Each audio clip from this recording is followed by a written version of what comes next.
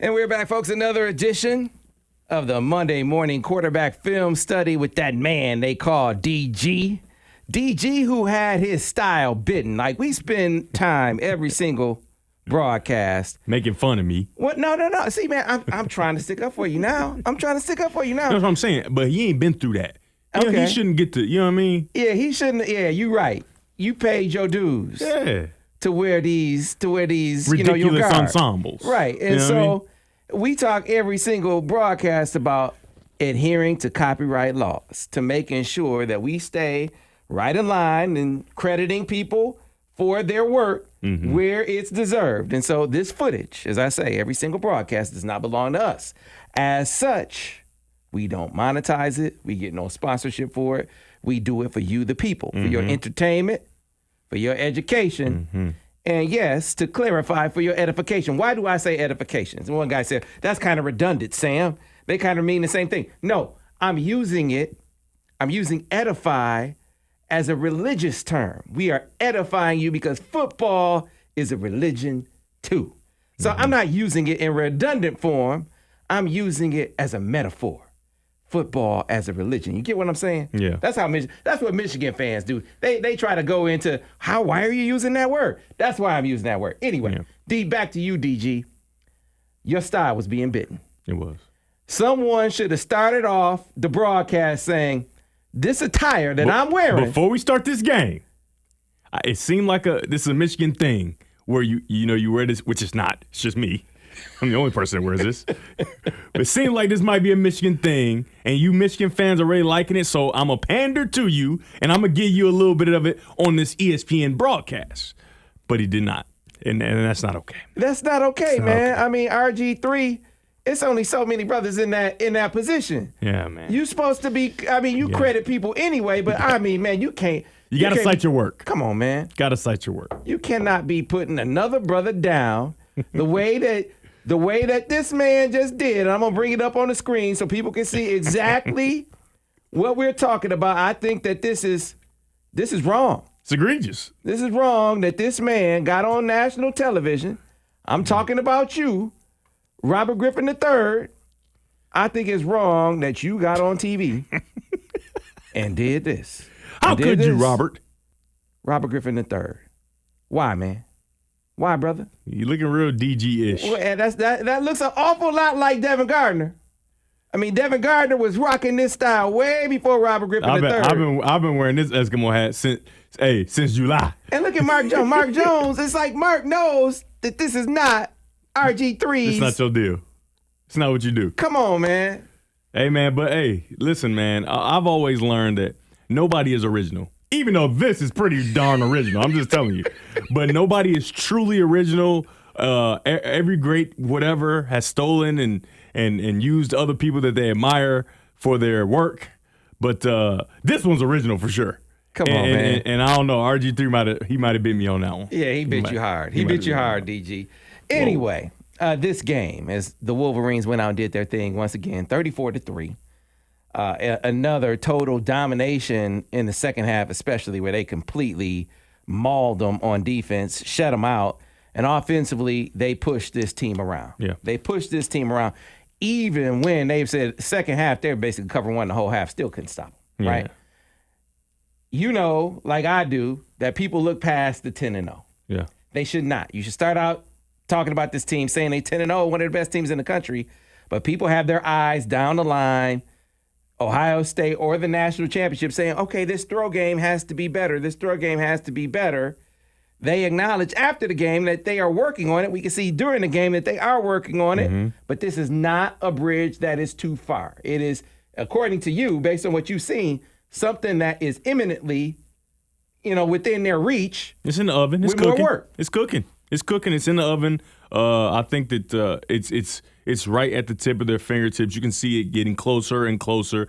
And I just want to reiterate, I've said it over and over again, but I think some people are confusing the words or maybe just taking excerpts and not really listening to the whole deal. The passing game in its entirety, quarterback completing 71% of his passes, is not a struggle, right? Mm-hmm. It's the downfield, deep shot, big plays that we're kind of missing. Not kind of missing, we're definitely missing them. But we've thrown deep overs. That's 20-yard gain. We've thrown deep digs, 15 to 20. We've thrown regular old digs, 12 to 15. Those are big plays that we're getting in the pass game, but we just aren't getting that 50-yard play, that 45-yard play. And really, that's the only thing this offense is missing, is that big down the field 70-yard bomb, whatever the case may be. And if that's our complaint, that's our only complaint right now, with the way they're running the ball and the efficiency that they're throwing the ball with, not turning the ball over. If that's the only complaint, I mean, I don't know, man. I feel like we're in a decent place at least. So we're going to go over some plays that you telestrated. But in a nutshell, why do you think there's a lack of downfield passing proficiency with this offense right now? Well, I talked about it in Monday Morning Quarterback, but in my opinion, it is the fact that they just aren't on the same page. And we're going to highlight one route, right? And I think this is the case on a number of different routes, but this one route, which is the basic deep throw, the go route, right? This one route, 3 receivers run it, and it's 3 different ways, right? And it would be 3 different throws to the quarterback, right? So you're going to have to continue to get reps doing that so you know how the ball is going to be thrown. And in some cases, the receiver has to do a better job of giving you a chance to make the throw. So I think that it's a communication thing with the quarterback and the receiver, because we have receivers that can run, right? We have a quarterback that can throw, but they just aren't on the same page. And those teams, I remember I was talking to Coach Brom, the not Penn State, but Purdue head coach, and last year, they were throw it down the field. Goes. And when I talked to him in meetings, he talked about how much of an art it is. People think you're just throwing the ball. He said they practice goes more than anything in practice, over and over again, and that's why they were so good at it, right? They practiced it over and over and over and over and over and over, because if you want to be good at throwing goals and throwing downfield passes, you have to get a lot of reps at it, and we're not getting enough reps at it in the game, and we're continuing to get those, though. You can see it's getting closer and closer. The guys are touching. Remember weeks and weeks ago, the ball was just way too far, right? The ball was way too far. Then a few weeks later, it got a little closer. Then get hands on it, right? Then hitting you on the palms, maybe just not making the play. And then, miscommunications on the style of the route and how it's being run. So I think that they're getting closer. And the thing is, it's continuing to build, ascending until that last week, Thanksgiving weekend. So they practice goals more than anything. More than anything. And because they throw so many. And when you look at Purdue, especially last year, this year they found a little bit of a run game, right? But last year, they were so good at completing those downfield passes because they had done it so much, right? I remember, working with Jeremy Gallen, and the reason I could throw to him anywhere, because even when he messes a route up, I kind of know he going to mess it up, right? Because we've worked so much over and over. So I've seen every way he wants to run that out route. I've seen every way that he wants to run that glance, right? I've seen every way that he wants to run that Dino, which is kind of a double post, where it's hard to throw. You got to work with a guy a lot to get the timing of it. The razor, all the different routes we ran, I knew exactly how he would run them and where he would be, whether he ran it good, whether he ran it slow, whether he was tired, was he limping, whatever it was, I had thrown it to him in that way. And so the ball just kind of found his way to Jeremy Gallen all the time. And so you have to continue to develop. But that took 2 years, 2 years of me and him going in by ourselves while I was still playing receiver, learning each other, and then the next year. So I think that that's something that's continuing to develop. And like I said, it's cooking. It's cooking, and I think it's going to come to a head at the perfect time. All right, so let's go into the first one. And, a lot of times when people watch plays, it's either an overthrow or a drop, but there's they don't know the details. They don't know the details. But why do you come to here? Why do you come to here? I know those words don't match. Why do you come to here? You come here for this, the edification, the entertainment, everything. All right, so in football, we have what's called a red line. Now, the red line. In the University of Michigan, obviously, red is a color that you don't want to have, so we've kind of changed it to blue, and I think sometimes you put it as yellow. So we'll take that down. Blue line. You like that, don't you? Let's do it over. Rewind it. Let's show the people how the edification gets continued. All right, so we got a red line, right? But, at the University of Michigan, you don't want that line to be red, so you go ahead and change it. Let's make it blue. That's good. That's good stuff. That's good TV. Now, listen. The red line, or the blue line in this case, is there so that the receiver has and now it's not on game fields, it's only on practice fields. It's there as a guideline for the go route.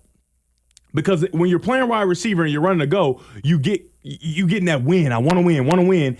however I can win, right? And so if you do that, you just leave that there for a second. When you do that, you leave no space for the quarterback because there's not just throwing the ball up. There's a technique to throwing the deep ball. And for the deep ball, you want to fade the defender. That's why I say if you're even, you're leaving. Because if the ball's thrown and it fades you away from the defender, he doesn't have time to react, right? How do we get that from the wide receiver? Well, you see that yellow line right there. You have to hold that that blue line. You got to hold that blue line and stack the defensive back, right? That's the way the quarterback has the space on the sideline to fade you away from him. So even if you don't create separation, separation is created with the throw, right?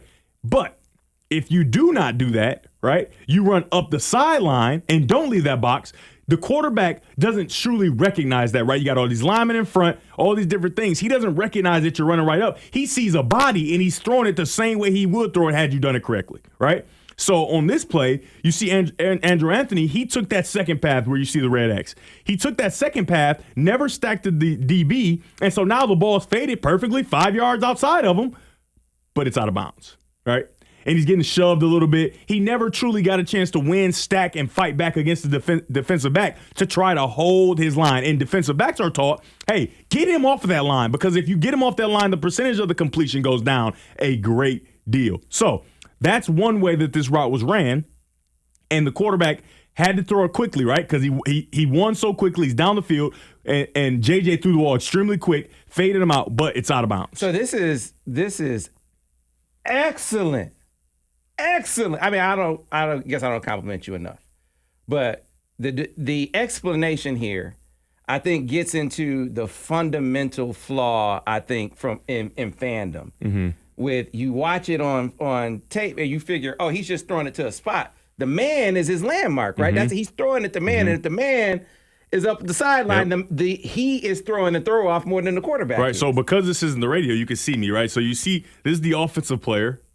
Well, I'm gonna bring you up. This is the offensive player, defensive player, right? So even he's leaving, right? Even he's leaving.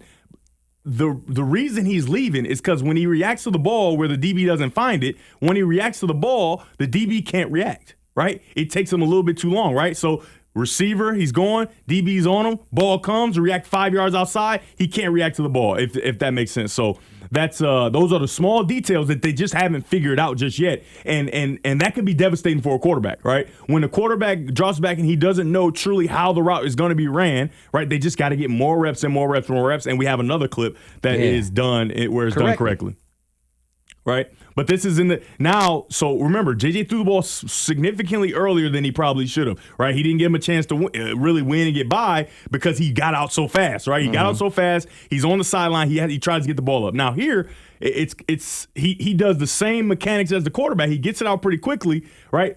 Now take a look at CJ. Does a very good job. He's holding that line. You can even see him. His head's down. He's not even looking for the ball. His head is down. He's still fighting to stack on top of the DB to make sure that he can have that position to separate, right? That's the box, right? That's the big box fade. That's why they call it a big box fade, because you want to leave that box on the sideline where the ball can go. JJ does a good job with the ball. If he waits a half a second to throw it, Johnson will have stack the defensive back, and he will be in a position and ready to part away and make the catch. Now, it's super impressive that he was able to get two hands on this ball, right? Super impressive, because he had just looked up and found the ball, sticks a foot in the ground, jumps up, and because of the wet conditions, I think this is a catch if it's not wet, right? Because of the wet conditions and the nature of these gloves, that I think they should wear the leather gloves when it's a little wet outside. The ball slips right through. It's a lot of heat on the ball, whatever the case may be. But if JJ waits a half a second, right, it'll give CJ the necessary time to react and go get the ball. But you can see how much closer it is. Look how close it is. The receiver does it perfectly, right? And now the quarterback is just a little bit off because early in the game, he had to adjust his throw to a receiver not doing it correctly. So on this particular play, you maybe put it more on the quarterback for the timing. Yeah. I'll put it more on the quarterback for sure. Absolutely. Now, obviously, he touched right through both of his hands. He should catch it, but it's a difficult catch now. But that's gonna get you on Sunday too. Now, CJ, I'm just telling you. Hey, CJ, you make catches. Look at me, CJ. You make catches like that. That's gonna get you on Sunday for sure. You're gonna be on Sunday anyway. but that's going to get you on Sunday for sure. So make that play, but the quarterback can make it a lot easier for him because that's a win, right? Everybody says there's no separation. There's no separation. Well, first of all, that ball separated him, right? It didn't seem like he had separated. The ball separated him, and he wasn't able to make the play. So Sunday, CJ. That's what I'm talking for. I want that for you. I'm seeing that for you. Sunday. Did you see the play that Justin Jefferson he's a freak. On 4th down and 18? Sunday. He's a freak. He went up and snatched the ball with one hand. Odell, scoot over, brother. That is not the greatest catch I've seen. That's the greatest catch. And not only that, the what was on the line, 4th and 18. If you don't catch it, you lose. The ball's way too high. It's a terrible throw, kind of. It's an okay throw. Reached up one hand, pulls it out of the hands of one of the defender, great. yeah. Oh my goodness! And that's outstanding. That's it. You know, you look at Odell's. I mean, it was amazing, but he didn't snatch it from a defender, and it wasn't 4th down, and they lost the game. If he don't make that play, they are not 7-1. I mean, not 8-1. They're 7-2. They should have lost that game. They should have lost that game. But guess what? If that don't happen, they don't get a chance. Right. Because guess what? The other team's probably all flustered. I can't believe he made that play. There's no way we're going to lose. It's something special going on. And, Kirk Cousins, he's been, up and down, whatever. But it's something special going to Minnesota to make plays like that. Anyway, yeah, man. We got off topic. So, what you raise is receiver making plays for his quarterback. At some point in some of these one-on-one opportunities, you do need your guys to come down. But Let's be clear. That was a difficult catch. Yeah. In the rain, you got those slippery gloves on. Take the gloves off when it starts, not rain, but snow, but the ball's slick because of the ground, because the snow's coming down, melting right away. But it would have been a tough catch. But the quarterback can help him and make it a lot easier. And there's another play on here where the quarterback is going to be able to help the team some, and he wasn't able to. Yeah, so what I'm pointing out is I don't think, and I don't expect that they are waiting on that as an eventuality. Like, just hoping that even we're going to keep doing it. I think it'll happen. They keep doing it. I think it'll hit. But you can't just plan for that to be the case. You got to kind of help them out. Mm-hmm. Help them with some separation. And I thought they did that in this game. They did. In a limited way, but they did it. And so I'm going to bring up one out. Play action. Play action. Play action. Play action. Play passes got gaping bites of the defense in this game. And I'm going to bring up one. I'll call it a post corner. You said it's an over return. Over, fake over. I like to call it a fake over. I don't even remember what we called it, but I'm going to call it a fake over, right? Because you fake the over and then go back to the kind of sell area. Yeah, and this was wide freaking open. All right, so what do? Right? We motion down, right? We get in this kind of stacked position. Remember, pause it. Remember, everybody, in the Monday Morning Quarter, you said that RG3 has suggested stacking and whatever. Mm-hmm. What is this? Mm-hmm. Right? He motions down. Look how loose everybody is, right? And so when we motion down, what do we do? What does Michigan do, right? You go deep over, right? They know that. They know we go play action deep over, and then safety responds accordingly. So let it play. We got deep post and deep over, all right? Deep post, deep over, right? The safety responds accordingly, right? He goes exactly where he should go because he's seen it before. He's watched the film, but this is a wrinkle we haven't seen just yet, right? Ronnie Bell does a great job. He goes over, and then he goes back, right? He goes over, and then he goes back. He does a great job of knowing when to do it. Stick foot in the ground. See ya. Wide open. Mm-hmm. We ask, well, why don't they scheme guys open? How big of a gain is that, Sam? That's a huge gain. How big of a gain? That's not a deep go. Right? It's not a deep ball per se because the thing is, this ball's thrown, 20, 25 yards down the field, and it's so seamless. It seems like, this is just like a check down. Mm-hmm. No, it just looks like that because our quarterback is a 71% completion percentage guy. He's throwing the ball down the field with great accuracy. He's just missing on the deep throws. But how deep do you want to be? 25 yards, is that deep enough for you, Sam? Mm-hmm. On the outside, almost out to the numbers? Mm-hmm. Right? So, I just want to kill the misconception of, guys aren't separating. You're not getting open. No, we're getting explosive plays and guys are getting open, but you're just not hitting the deep go routes because you see college football all the time. What highlights go on the highlight film? All right, what highlights go on TV? The ones that goes, the go routes. But guess what? This is really good football, and this is an outstanding route by Ronnie Bell. Yeah, you get. And an outstanding design, right? Playing off of the fact we've completed a number of overs throughout the season, fake that over and get back to it. So guess what? Guess what's open now again?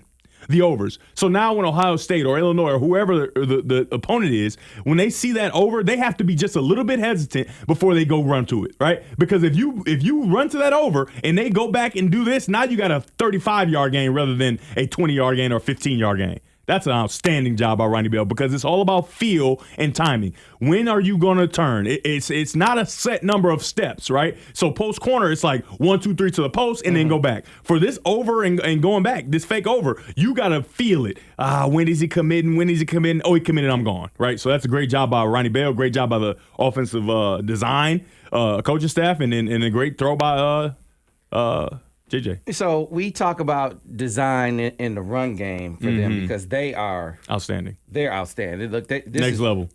I mentioned watching the Bears game, the Lions game, I should say, and Justin Fields hit him with a 70-yarder. He's a alien. I don't know why they keep talking about he from Georgia. He's from Georgia. He's obviously not from this planet. Right. So let's stop disrespecting his homeland. Right. Okay. So what they did on the play, they bluffed a duo kick. Mm-hmm. So first of all, duo, you add a kick to it. Yeah. That kind of throws teams off. But now you bluff the kicker. So the guy coming across, he acts like he's going to block that edge guy, goes around. But the Lions defender was on the edge. He said, this guy's bluffing me. Hold on. This sun that came here, it is hot now. Hold on. I'm like, wait, why am I hot all of a sudden? The sun that came all up in here, all up in our deal, and I'm gonna have to be a regular citizen of Zamunda. I can't be the Prince of Zamunda no more. Jeez Louise. So anyway, the blinds. You digress. Oh my goodness. The defender kind of picked up on, they're trying to bluff me. He goes with the tight end coming across. Gets ahead of it, right? Like a good player should. And Justin Fields is off to the races. So I'm watching that. I'm like, man, Michigan ran that play. Yeah. And I think I've only seen it once, but they've run it, right? A little sprinkle. They do an excellent job of taking their base run plays, so counters, pin and pulls, duos, and giving them different window dressing. So in this game, Devin, in the first series, they ran a duo kick with Ronnie coming across as Ronnie kicker. Bell. You want to know why they did that, Sam? Because they knew later on they would get to the play we're going to show next. Yes, sir. They said, you know what? We got to show Ronnie in our run game being a true blocker, right? A person in the trenches. We got to show it. Because if we don't show it, the touchdown just not going to be as easy, you know? It's just not going to be as easy. And this was extremely, extremely, extremely impressive. And pause it for 1 second. We talk so much about the unimagination in the red zone, right? What was it, just 2 weeks ago? We talked about it, man. You got guys standing still. We don't have answers for the quarterback. Nobody's open. What is going on? The very next week, you get guys moving on the back line, front line, different things to make sure the guys are open, right? Not standing still. And then we come into this week, and then we see a play like this that it was outstanding. And it's all because we were able to run the ball so well. So we had Ronnie Bell earlier on the duo play, and now we've seen him do it if I'm the defense, right? I've seen Ronnie Bell block. So he can be a blocker as he wraps around the tight end. Take a look at the tight end. What does that say to you? That's all. That's a run play, right? It's a very good job. He's engaged. That's a run play. Now, look at these defenders. They're looking at it, and they see it, right? Okay. Ronnie Bell has wrapped inside, and they know that he is a willing blocker. They've seen it. He's done it earlier in the game. So they assume he's blocking. And we're going to go get ahead of this and get Corum on the ground. Well, the problem with that is it's the play off of the play. The most beautiful thing about football, the play off of the play. He slows his feet a little bit. He doesn't even have to because they go sprinting past him, and he just essentially walks in the end zone. I mean, this is next level, outstanding stuff. These guys don't know where the ball is. Very, very, very nice job. Well designed. He hasn't had an easy touchdown like that since the third grade. So this is next level. So and I guess it's easy to understand because people don't appreciate scheme in the run game as much. It's not as sexy, and it has more detail to it. Way more detail to it in the run game, right? But they establish Ronnie, to your point, as a figure in the run game on a duo kick. Just once on a duo kick, right? He comes across the kicker. Here, this is not a duo. This is insert zone, right? So, this guy, he'll block. He'll block. Congratulations. Nope. You played yourself. Congratulations. You played yourself. Outstanding. That's very great good. Stuff. This is great design. It's great stuff. Great design. And it goes unnoticed unless you come here. And I'm just telling you, because you just think, oh yeah, Ronnie Bell doing good. He's sweet. Oh, this, blah, blah, blah. They don't understand unless you come watch this segment that this was set up and it executed to perfection. And it's not just a regular old play. This is special stuff. Right. And play action. So I want to keep that theme open because let's show the dagger wheel now. Show the dagger wheel. Oh, you talking about with Loveland? With Coast and Loveland, man. Hey, man. Hey, I ain't know his name really. I know his name now. His name's Coast and Loveland. He's outstanding. Hey, he has a real future. A real future. Think? And what you think? You think? I think I know. Did you know he's from Idaho? I don't care where he's from.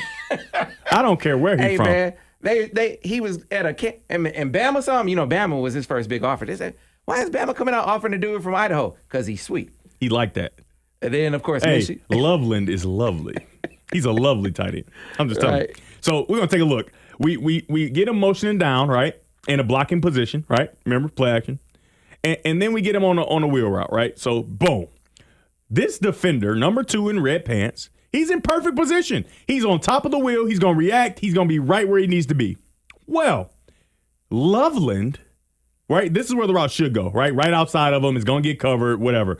And usually a tight end that's not super savvy, a young tight end, he'll just do the route, right? He'll do the route. That's what he'll do. But this young fella obviously has come on a different train because he goes and cuts underneath him. And so everybody watches Patrick Mahomes and Travis Kelce, and every time you get a Collinsworth game where he's calling it, he talks about it ad nauseum of like they just go down in special teams practices and do stuff. Right, well, run around, do stuff. Oh, yeah, do that. Just do stuff. Just do stuff. But you know what? What it makes me think of real quick, and I'll come back to the play here shortly, but the playoff game against the Bills last year. Do stuff. They're on the same page, 13 right? 13 seconds. Do stuff. And Kelce is like, I'm just going to run open. Do it. That's what he said. Do it, Kelce. Do it. That's what he said to Cadence. Do it. Do it. You know what I mean? So, like, when you can get on the same page with a guy that has that type of skill, and when I'm looking at Loveland, he's not far off. Right. I'm not going to say he's Travis Kelce right now, but he's not far off. And so when you see that type of rapport, you think like, man, you got to be together for a long time. But Loveland has that type of poise on this route where he's supposed to go outside, but he sees, okay, he's outside. I'm not just going to cover myself. I'm going to come underneath, right? And you can't see it on the film, but trust me, it happened. And maybe we'll post it on Twitter later on. Just that, I don't think we'll get in trouble that part. You ain't going to risk it? I'll risk it. I'll risk it all. No, man, don't post it all 22. He sticks his foot in the ground and comes underneath, and that's why he's so wide open, right? He comes underneath the defender, and the defender's like, wait a minute. I thought he was a freshman. Ain't no way he's supposed to be able to do that. And the fact that JJ is right on target, ready to throw the ball in that position, that was an outstanding play. And JJ did a good job finding him and whatnot, but that is Loveland. That is Colston Loveland. Yes. That is lovely. Oh, that's good stuff. Colston Loveland. Man, I wish that this camera was a little wider so you could see. And RG3, you biting my hat. You should have showed this. What are you doing? Get to the All-22 and show how outstanding this was by this tight end. That's what I want from you, RG3. So no, RG3, hopefully he didn't bite my deal. He definitely did. All day. All day he did. But this was really, really good. He cut underneath him, and that's why he's wide open. That's a great throw. I mean, he's wide open, so, I mean. Yeah, man, and so. He almost stays up. We just showed you 3 plays with play action attached. Mm-hmm.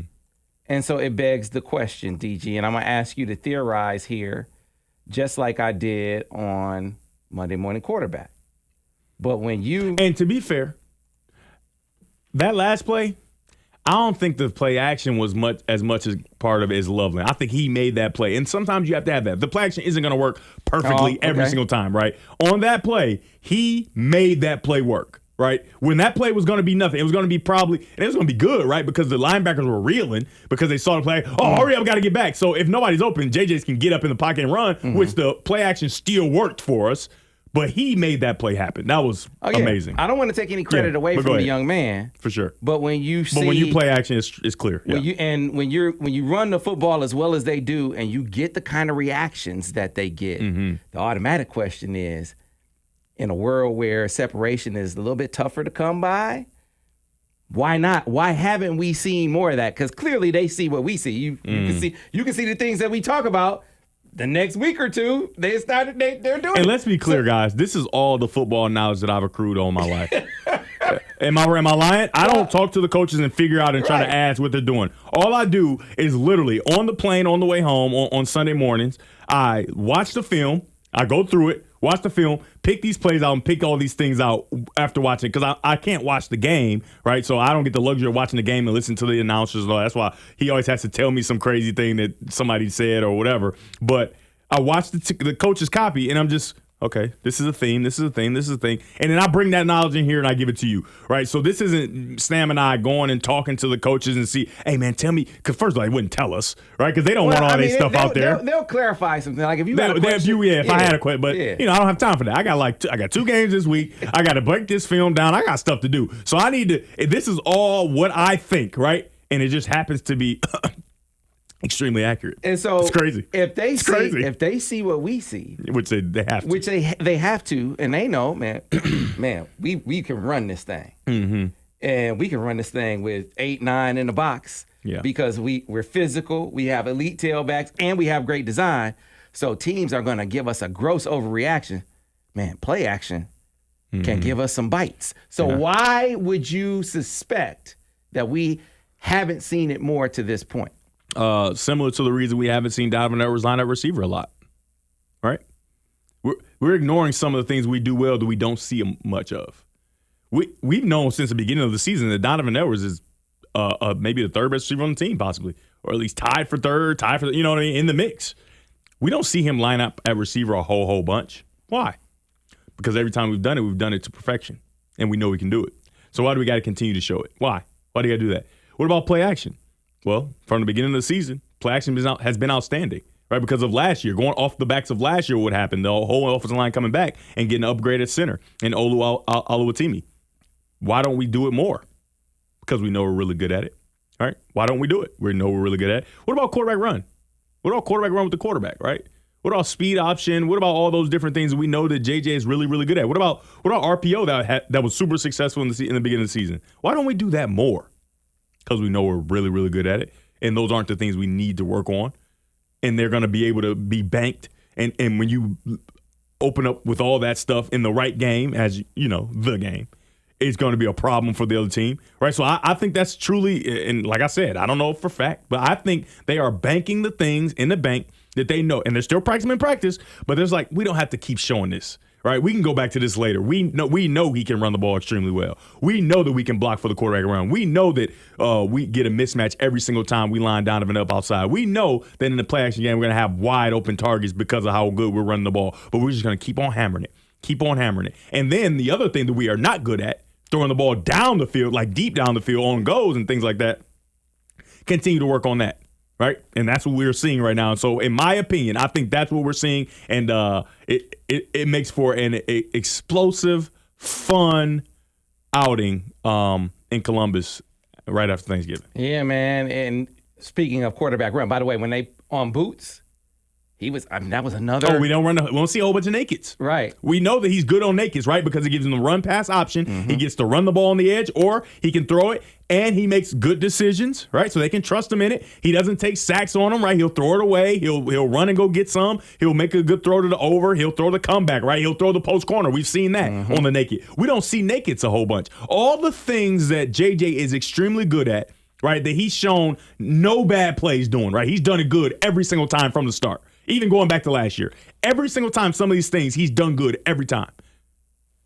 Bank it. Right. Yeah, and the few times the nakeds in this game, they were effective, and they didn't keep going back to it. So they must be keeping it in the toolkit just a little bit. I think you're.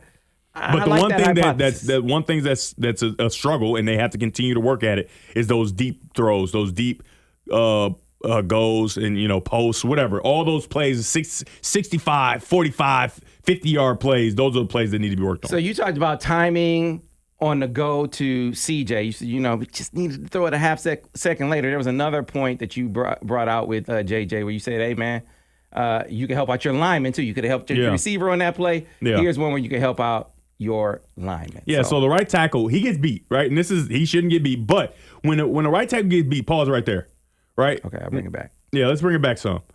Right there. Right? In that position, he's beat, but he's not beat, right? Because what he's going to do, he's going to get his feet underneath him, and he's going to try to run him around the quarterback and push him all the way to the opposite hash, right? He's going to try to run his feet, right? That's why they got to do some conditioning, right? Because they got to learn how to run a little bit, too. They do some speed work, too, right? Run him around the quarterback, and you can see in front of JJ, there's plenty of space, right? There's plenty of space. The thing is for JJ, he does a very good job of not looking at the rush, which is what you should do. And his feel is generally pretty good. This time he could have felt it a little better, right? So there are regular quarterback movements like you see right there. He's climbing, but it's just a small hitch, right? It's not a true climb. He needs an evasive move, right? There's a difference, right? A quarterback movement and then an evasive move where sometimes you might crow hop and cross your feet and get in a position that you don't want to be in usually as a quarterback, but the pressure suggests, right? So he needs to feel that just a little bit better, help him so that the tackle can continue to push him around, right? And maybe even circle back and get into the pocket so that he can help him and make a throw down the field. But that's a loss by the tackle, but JJ can help him, I think. But he not a repeat offender of this, right? He does a good job of feeling, knowing when he needs to climb. But on that play in particular, he needed an evasive move, a super evasive move to climb very hard into the pocket so he can see downfield and make a play. And you want to see a play where he didn't need an evasive move? He did not. Where he could kind of walk. Yeah. Light jog to the end zone. Yeah. This is more really good design in the run game. How about Loveland? Again, he's the point of attack here. He's going to motion down just like we saw him do earlier when he ran the post wheel. He's going to motion or the rail route or whatever you want to call it. He motions down. He's at the top of your screen, and he's going to be the point of attack. He has to set the edge so everybody can get around him. Sets the edge, and now it's what do they call it? A convoy. Mm-hmm. A convoy to the end zone. Got a business decision by number 28. Do we got the other angle? We don't have the other angle. We got a business decision by 28, putting his hands on the back of people who aren't even facing him, and then the quarterback just runs into the end zone. That's another wrinkle we haven't seen a whole bunch of. Another wrinkle in the red zone. We wanted wrinkles. We wanted imagination. Check 28. Watch the business decision he makes here. Right, so he's got a clear path. First, he goes into this hole. He knows that the quarterback's not going in that hole. All right, he knows he's the free guy.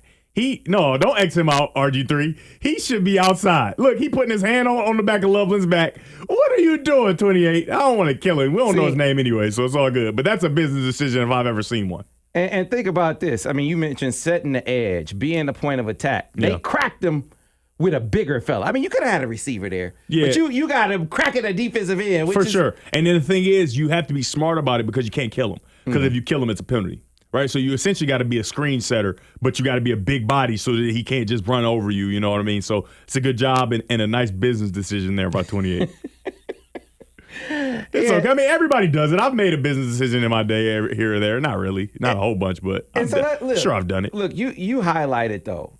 And Jim said it after the game. He said, look, first of all, we're happy to be 10-0. Yeah. We did it George Patton style by land. We know we got to keep He said George Patton? He said George Patton. It's not the first time. He's funny. It's not the first time he said George Patton. He always got some wild junk going. So, he made it clear that they know they have some work to do in the downfield passing game. Talking about way down, 45, 50. Yeah, that's a work in progress, right? But they're 10-0. They have a dominant ground game. The defense has been lights out. They are one of the best teams in the country. An efficient quarterback that doesn't turn it over much. Right. So, how many turnovers does he have this year? Oh man, I don't know. I mean, 2 or 3? Not that many. Does he have 3? Maybe. Because I want to say I don't want to count the Penn State one, but we will just because he doesn't have that many. Right, so was he 3? He might be 3 or 4 interceptions and hasn't fumbled, right? Yeah. So perspective. My point is perspective is important. You can't miss that they're 10-0. They are clearly one of the best teams in the country. Winning dominantly. There's been no close games, really, right? And so they have things to work on, but they're not the only elite team with things to work or a major thing to work on. Yeah. Think about Ohio State. I'll say it again. They was in a dogfight with Northwestern. Right, and they are not a physical football team.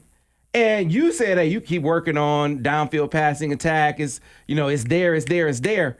I don't think it's, if you're not physical, I don't think it's there being physical tomorrow. Listen, if Michigan's in that game with Northwestern with that weather, they beat them 55-0. Right? That's a fact. Well, I guess technically an opinion. But if Michigan's in that same game with Northwestern, right, and the rain is an issue, they beat them by 55, dude. Like, it's not even going to be close. Yeah. I'm talking about from the start. Like, oh, we're not going to be able to pass? Bet. Right? Hey, we're not going to be able to pass? Bet. That's a bet. Let's roll. You know what I mean? It's November in the Midwest. Yeah. There's a good chance you're going to see some weather like that. Now, maybe they won't. Yeah. And I don't want to be misconstrued. I don't want to be hearing from Buckeyes. I said they're not physical. I didn't say they weren't good. Yeah. They're not And you physical. didn't call them soft, right? But they weren't. I mean, it's not like it's an opinion at this point. Right? We watched you get out physical by Northwestern, who's won one game, and it was in the beginning of the year against Nebraska. I mean, their media and fans are saying the same. I'm not saying anything they aren't saying. Right, they just don't like it when it comes from me. Right. So you're just reiterating what everybody knows is a fact. And the thing is, their coaches have said it. They said that coming into this year, that was the one thing they needed to work on. And the thing is, they thought they had found it, right? And I thought they did too, honestly, because the way those two running backs were running, I'm like, if there's a B in the country after Michigan, that's a B right there. Those two running backs are outstanding, similar to the way ours are. But then you get against Northwestern when you have to run the ball. So a lot of it was people were so afraid of the pass game that you were going against light boxes, right? And you're able to run the ball and have some deception. But when you have to run the ball, and they know they got stopped on 4th and 1, 3rd and 1 a number of times. How? Yeah. I'm talking about Northwestern wasn't bringing the house, right? They were just having 5 and 6 guys in the box. That's not good. That's not good. That means you aren't physical enough at the point of attack in the run game. And like you said, their coaches have said it. Their media has said it. So they shouldn't get mad at you. They probably still will. They'll probably get mad at me. They'll post that picture of Bourne standing over me when I'm telling you he should have killed me because I didn't see him. And he just tackled me. It was the weakest thing I've ever seen. And so they probably just post that, even though I was outstanding as Ohio State every single year. I don't understand. That's weird, but I guess what I'm getting at is sit and ask yourself, with both teams, I'm convinced are outstanding. Mm-hmm. All right? Different, but outstanding. But who would you rather be? November in the Midwest, both teams have things to work on. Who would you rather be? Are you playing in a dome? Come on, man. Not playing in a dome. Come on, man. You're not playing in a dome. Not playing dome. Not to mention, I have to reiterate this. The Michigan quarterback is extremely efficient, and it's not just dink and dunk. The ball's getting thrown down the field, but it's not that 45-yard touchdown, that 70-yard touchdown like everybody wants to see, like Ohio State. When I tell you they take that thing and they sit, now, he's throwing some underneath stuff, and they're taking it the distance, too, now. Let's not act like he's just throwing every ball down the field. But they do hit their shots down the field more than Michigan does. But what can you ask for? A first-year starter who is extremely efficient, whether he's 4th in the country in completion percentage, with downfield throws, right? It's not like he's not throwing the ball downfield, right? With minimal turnovers, and he can run. And there's so much left to go. There's so much further you can go. I think you're in a place, and you're 10-0. That's a good place to be, man. I'm sorry. That's a really good place to be. And we get on here and we complain. I don't know if we complain. I just know. I just state the facts, right? I just state the facts, and I find ways that they can be better, right? Find ways they can be better and point out where they're improving and where they're doing better, just to help the fans kind of not be on the ledge about to jump off. You know what I mean? But it's nitpicking for real. Well, look, I think constructive criticism is necessary if you're going to get better. I'm not saying necessarily from us, but just period. I don't care what you're doing, to be able to critique constructively what's going on is an avenue to improvement. So for those who harp on when we talk about what they need to get better, we're there to know. Well, there's a flip side too. You need to talk about things that help them get better too. You just don't need to. It's worked. You don't need to get bent out of shape about it and act like it's the end of the world. You don't need to get bent out of shape like Sam B. You need to be cool. You need to be so cool that you can come here with an Eskimo hat and coat on and be fine until Sam purposely opens the blinds and get this sun in here. And I'm like, why am I heating up so much? This is crazy. You're selfish. You're selfish, I'm and not I don't like it. Hey, man, I'm trying to get you more winter attire, man. Trying to get you more winter attire. Man. DG. Hey, I want to give a shout out. We're pretty much finished here. We did our deal. Remember last week when we did you put my Cash App on the screen? I did not put your Cash App on the screen. Well, some people next time you need to put my Cash App on the screen. It's your fault. I could have got more dollars. But a lot of people sent me dollars. And one person sent me $20. He got that bread. So, and somebody sent me $5. So I'm going to get these names out here. Cash App, Kai Lang, KAILEUNG. So Kai Lang, $1. Nice job. Chad Everett sent me $1. Adam Schaefer, not Schefter. Scheffner probably would have had a little bit more. I'm just saying. Adam Schaefer sent me $1. Brent Hart said, I see your $1 and I raise you $5. He sent me $5. It's going to be available in my account tomorrow. Cash App told me. Darren Gross, right, sent me $20. I don't know Darren Gross. I'm never going to block him. I'm about to follow Darren Gross. So Darren Gross, I want you to tweet me and tell me it was you, and I'm following you. Who else? Wait, so you know you can buy a blue check now. So you can buy block protection. You can buy block. No, you can't buy block protection. From DG. You can't. Why not? But he went above and beyond the Call of Duty. He went above. I said $1. And you didn't even, not to mention, I said my Cash App super fast, so that means they had to probably go back and true list. That means they listened all the way to the end, first of all. And they had to go back and find, what did he say? Because you were selfish. You were selfish and you didn't put it up. But so Darren Gross, he went 20, and you said you'll never block him. That sounds like block protection to me. Hold on. So you're selling excessive. Block protection. That's excessive. I said never. So I live my life by. If somebody came with 100, would you say I will never block you? Let me tell you, I live my life by. What about 500? I misspoke. Listen, man, I live my life by no always and no nevers in anything in life. So I said I would never block them. That was excessive, but it'll be a lot harder for me to block her. You can't just go acting crazy. So if somebody come and say, "I'll pay you $500 to give me block protection," you wouldn't give me block protection? You got block protection, sure. I would never block you. I know I said no always and no nevers like 5 seconds ago, but never. You send $500 in this Cash App, whoever you are getting block protection. So I'm going to say the Cash App one more time. I'm only requesting $1, right? Because we not getting paid for this. And, coming on hard times. My suspenders are getting all loose. I need a new pair, apparently, right? Gardner, because, Sam going to do his salute. You can support us in other ways. Well, you can support me in other ways, too. Gardner, Devin, J. Money sign in front of the Gardner. That's my Cash App. I'll accept all dollars. And if it's 20s, I'll take those two. And if you want that block protection for $500, like Sam suggested, I'll take it. And you just send me your name and you will never be blocked. And I might retweet you a couple times.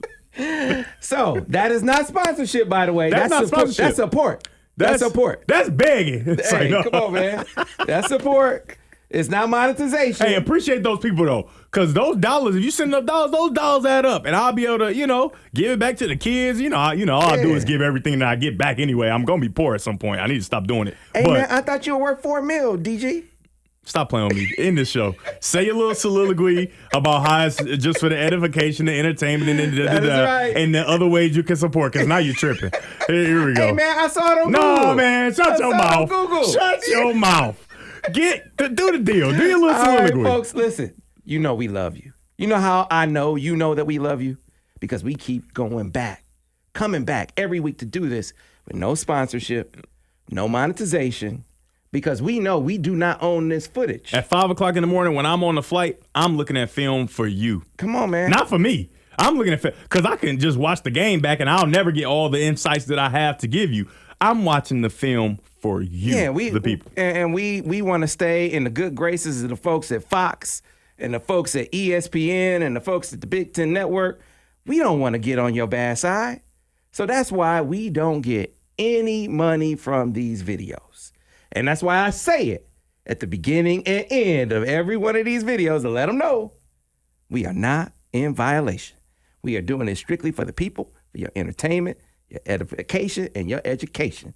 And we will be back again next week to do the same, talking about the Illinois game and looking ahead to those Buckeyes, looking ahead to Ohio State. Of course, you can support Devin on his Cash App. Oh, yes, can you give it one more time? And it only take you $1. Just like Sam about to say about the whatever, it'll take you $1 to get in. That ain't gonna get you block protection, but if it take you $1, and it's money sign, right? The S with the two stripes in front, the two lines through it. Gardner, Gardner, Devin J. And Devin is spelled with an I, not an O. Yeah, that man said just $1. And I'm gonna tell you the same thing. Get you just in. $1 will get you in over on the MichiganInsider.com. We'll get you access to everything that we do over on TMI, on the 24/7 Sports Network, all the intel, all the stories, all the videos, all the podcasts, and not only on the Michigan Insider, but all of the team sites on 24/7 Sports. So you want to find out what those Buckeyes are doing, what recruits they're on, what their players are saying, all of the inside intel on the team, you have access to that. Then once you become a full-paying member, which you will be because you'll become hooked after the first month, become a full-paying member, your access will also be open to Paramount Plus. Part of your subscription. You cannot beat it. Great bang for your buck. Guess what? It goes up for them, though. For me, it's still $1. It don't go up unless you want it to go up. It's all up to you. It's crazy. We'll see you next week, folks, on the Monday morning quarterback film study with my man DG. See you next week when we get ready for the Buckeyes.